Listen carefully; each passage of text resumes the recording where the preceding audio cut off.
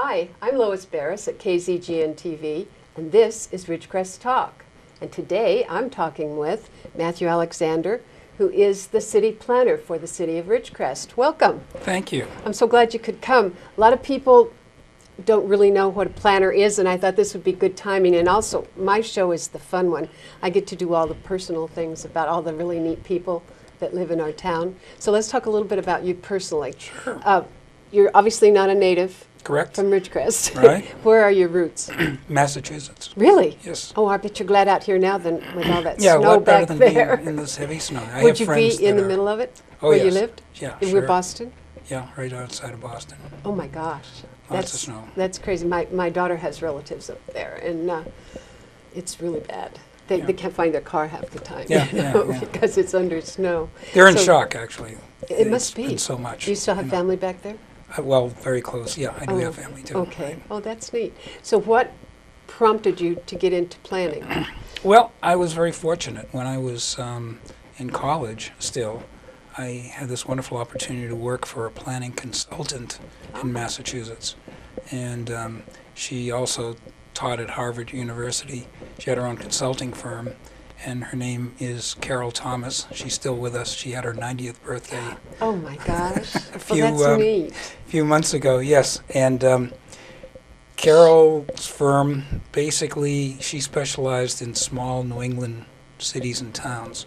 And a lot of our clients, a lot of the cities and towns, this was the first time any of them had a zoning ordinance. And so it was very important to be where we were at that particular time in history. This would have been in the 1960s when they were approving their first zoning ordinances. Very difficult for a lot of the townsfolk to accept.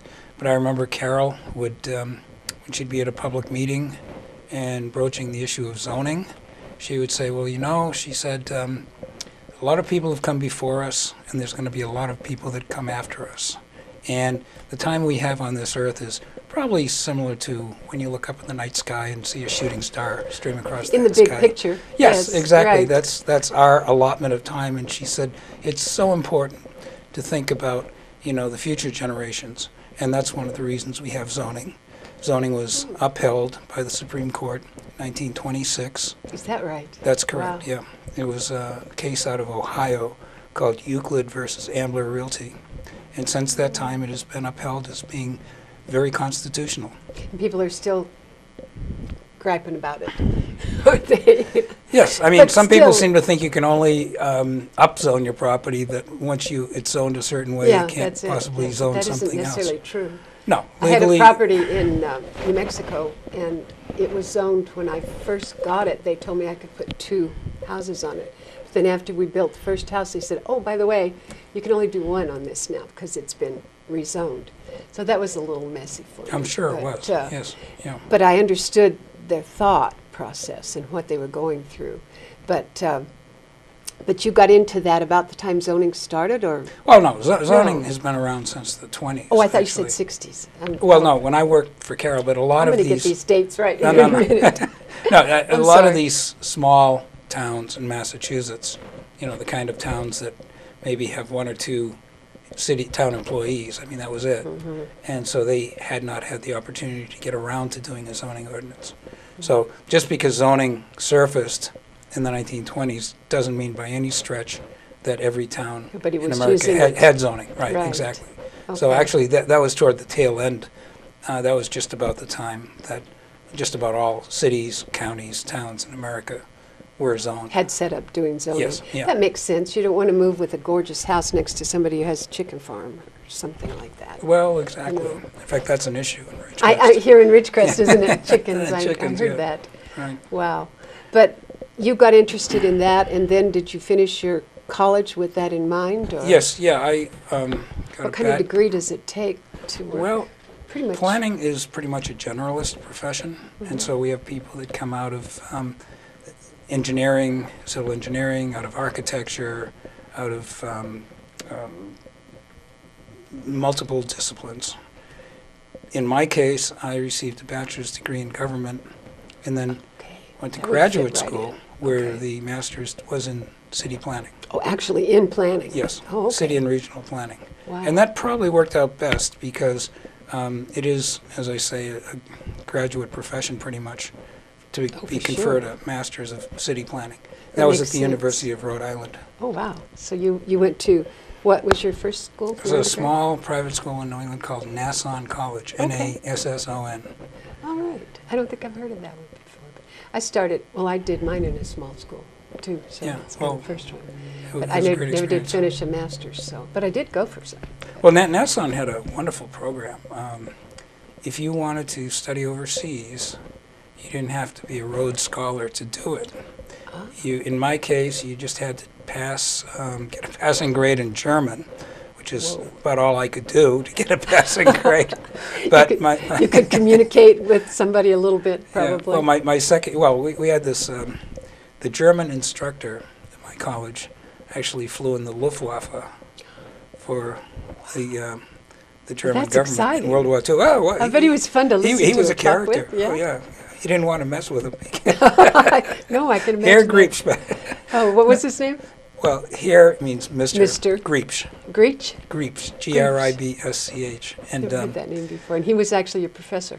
in German, yes. So German you language went over professor. there from this college. There were 32 students, American students. We boarded a ship in New York City. It would have been the fall of 1965.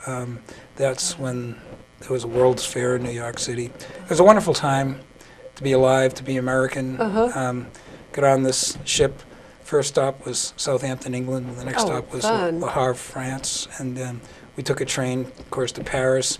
And here we are, 32 American students, all the way to Vienna. Vienna is where I studied because, of course, they speak German in Vienna. Oh, I didn't know that And- either. and, I'm not a real world traveler. We basically had 2 courses, humanities and German language. And it was a wonderful program. I mean, Yeah. I'd like to say that every night was like New Year's Eve. No And- kidding. Just open your eyes and have new stuff Yeah, and it was. have a party. I mean, and well, there was a German or Austrian photography college down the street, and they'd be over all the time. And we had this wonderful professor of humanities from the University of New Brunswick named Dr. Johnstone. Okay, I think we're going to have to hold that because Okay. we've got to go to break. But Good. we'll be back in about 2 minutes, and we'll continue talking about New Year's in Germany. Okay, we'll be right back. Pardon me, boy, is that the Chattanooga Choo-Choo? Yes, yes, track 29. Boy, you can give me a shine. Can you afford to board Chattanooga Choo-Choo?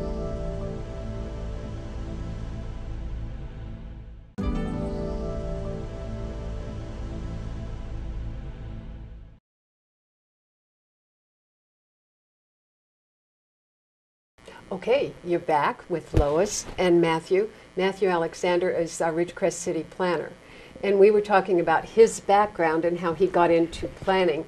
And we got him all the way to Vienna, I think. Wasn't Right, that where we stopped? exactly. And we talked about his initial professor, I guess, who was a German. And then there's another one you were talking about when I so rudely Oh, yes, interrupted yes, you. yes. Dr. Johnstone. Johnstone? He was there, Okay. his wife and 3 little children. He's from the University of New Brunswick. He taught humanities. Was and he what nationality? Canadian. Canadian. Canadian, yeah. Oh, okay.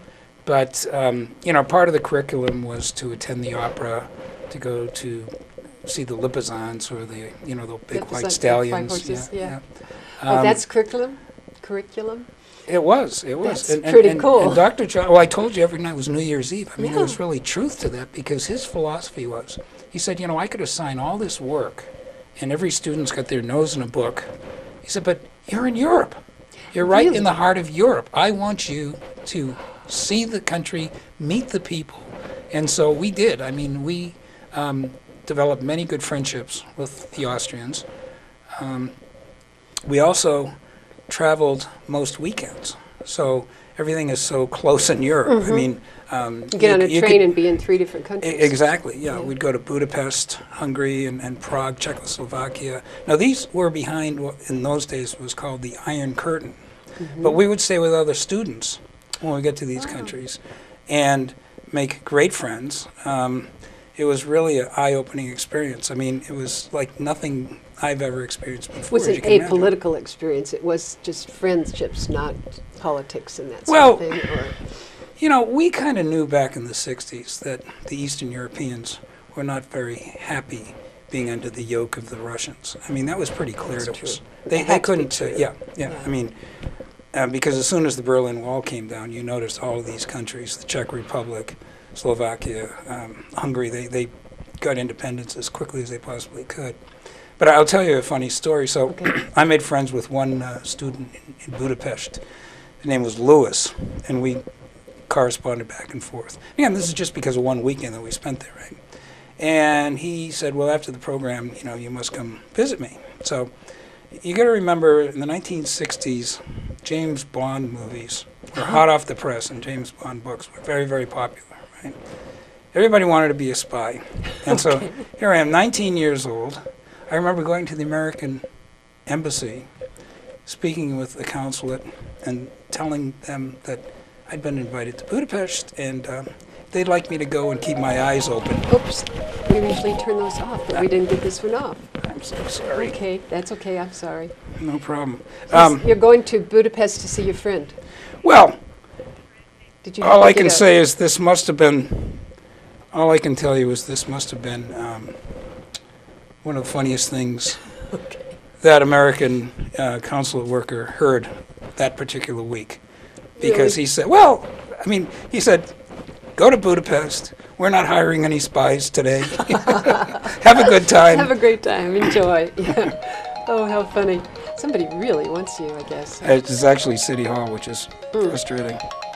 Well, we're going to get this done here in a little bit. I thought if I turned this down, well, I'll just turn it off. I'm so sorry. I'm sorry about that. I should have prepped him a little better, but we were kind of rushing at the thing. So not to worry. We're okay. Okay.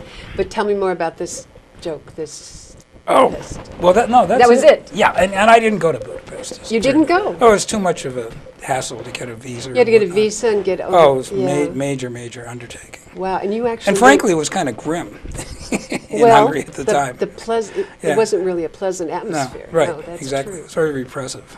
And you saw armed guards with machine guns everywhere. It's Yeah. probably a wise thing Yeah, to but I was stay going to home. do the patriotic thing. I mean, Yeah. as soon as they indoctrinated me and let me become, a secret agent, I would have. Doggone it, but then they said they weren't hiring.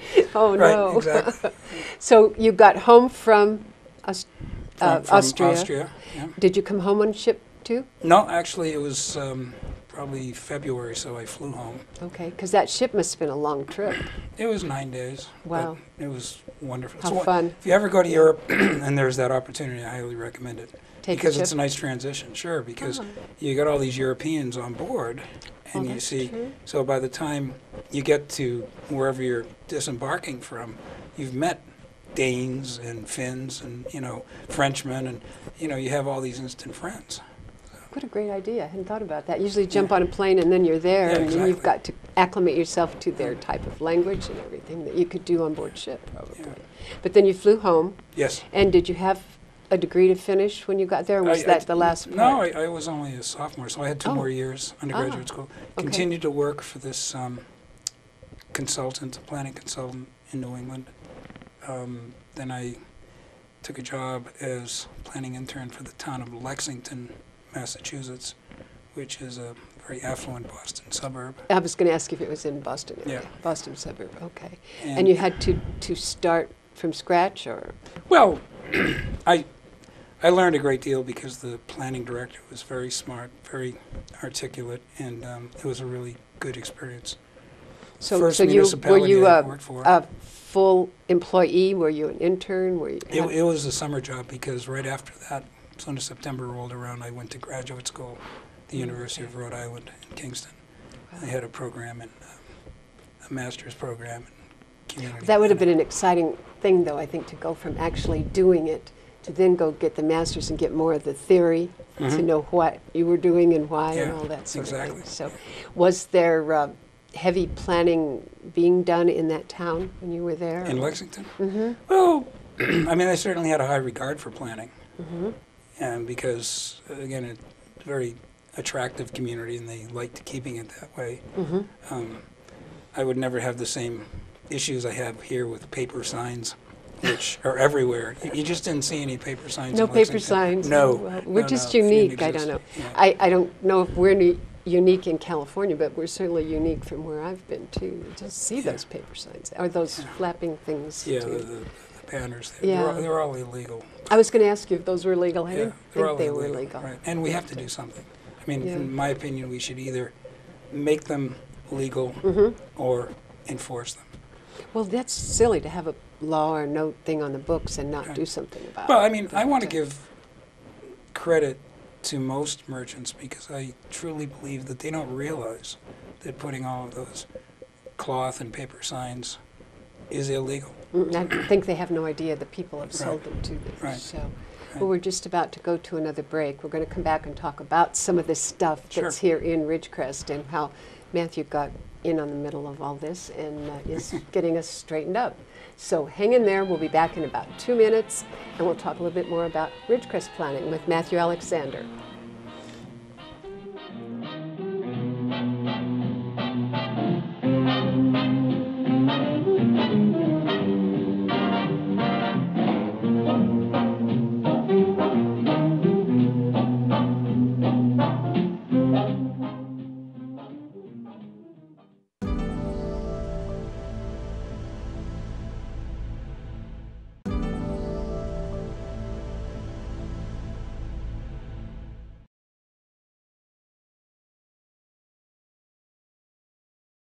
Okay, you are back with Lois, Beres, Mathew Alexander, and we're just discussing what it took him to become a planner.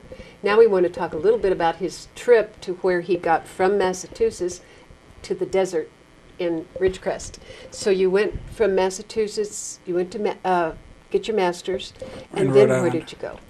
Well, received my master's degree from the University of Rhode Island in 1971 and went to a planning conference in New Orleans.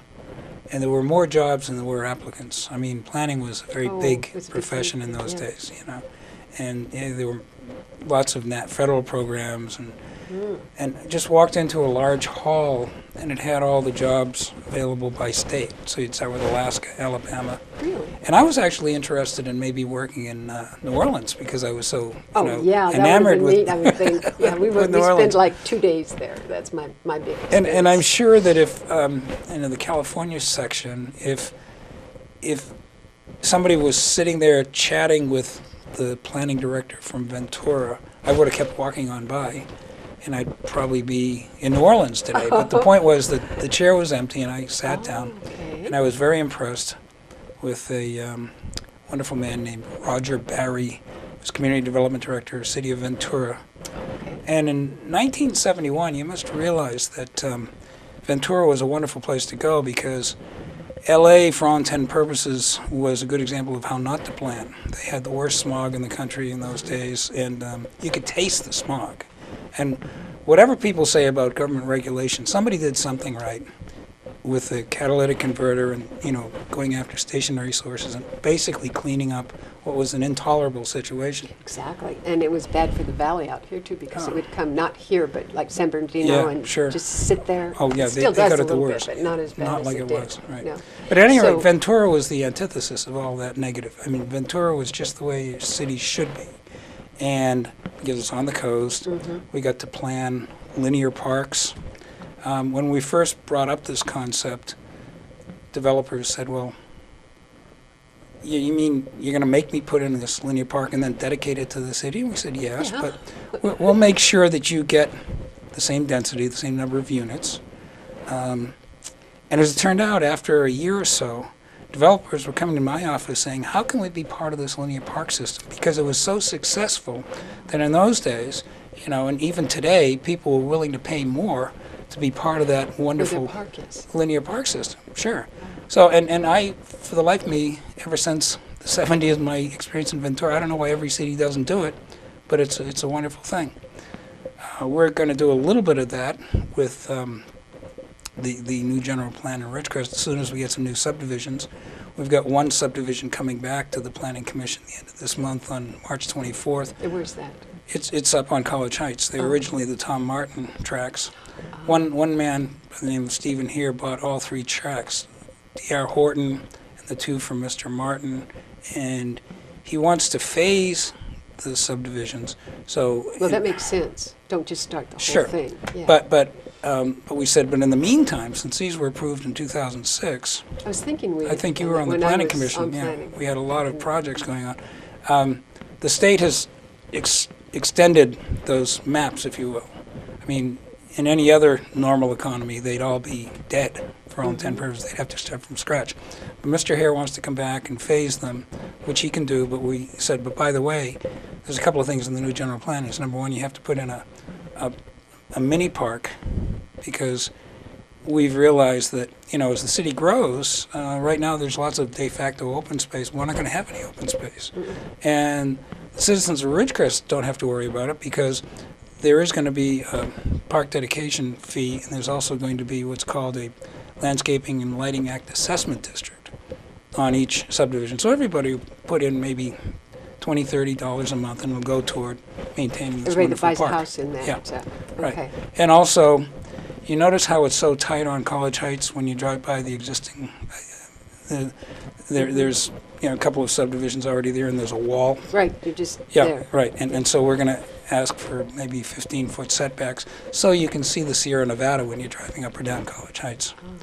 And the developers It should be nicer going to for do the this. people, too, I would think, driving home with Right, right. Yeah. atmosphere. Same concept as Right. with in Ventura. We said we're not going to take away any units. We're going to allow you to build what you know, what the subdivision is entitled to. So then you went from Ventura. Right. Did you go somewhere else in California before you got here? Yes, sure. There are a couple of cities in there. I was Okay. planning director of Rolling Hills Estates, which is a very fine community down in the Palos Verdes Peninsula I was of thinking that LA. was where that was, yeah. Okay. Yeah, And and Martinez up in the Bay Area. Oh, wow, you just kind of... Yeah, all over California. That's right. great. That must have been good experience. Very, for yeah, you. very different. I mean, Right. Rolling Hills Each one of them Estates is totally was- different area. Martinez is the county seat of Contra Costa County. It's got a lot of character. The Shell oil refinery is there, but it's got some beautiful areas of Martinez. So I spent some time there. I was planning director in Delano. That's the important part, Yes, because right. when you were in Delano, you met that lovely wife of yours, right? And you came on from there, you Right. brought Yolanda with you. Exactly. Oh, that's great. I'm so glad. She's Yeah. a dear. Well, Should when- have had her on with you next When time. I first told her about Ridgecrest, she wasn't that enthusiastic, but No, she's I very can happy. imagine. A Very lot of happy to be people here weren't. now. Is yeah. she? Yeah. Oh, yes. Good. Right. Oh, that's really good, because the people here are great. You Yes. know, the atmosphere, maybe not if you don't mix with the people, but you can hardly not Right. mix with the people. Exactly. So our biggest challenges, we're getting real close to the end of time, our biggest challenges for planning in Ridgecrest, would you say were what? Well, we have a new planning commission.